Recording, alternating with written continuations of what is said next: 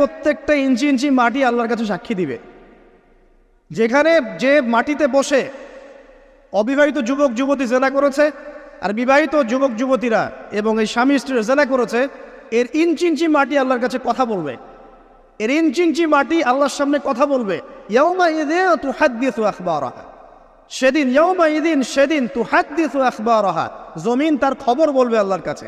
জমিনের কোথায় কোন পাপ হয়েছে সব বলে দিবে। এই জমিনে এখানে দাঁড়িয়ে জেনা করেছে, ওইখানে দাঁড়িয়ে মদ খেয়েছে, ওইখানে কাউকে খুন করেছে, জমিন বলে দিবে।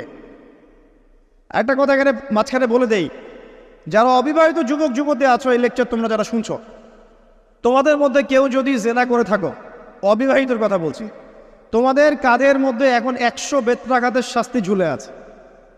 সূরা নূরের 1 থেকে 3 নম্বর আয়াত পড়ে দেখবে, অবিবাহিত যুবক যুবতী যদি জেনা করে তাদের শাস্তি হচ্ছে 100 বেত্রাঘাত, তাও জনসমক্ষে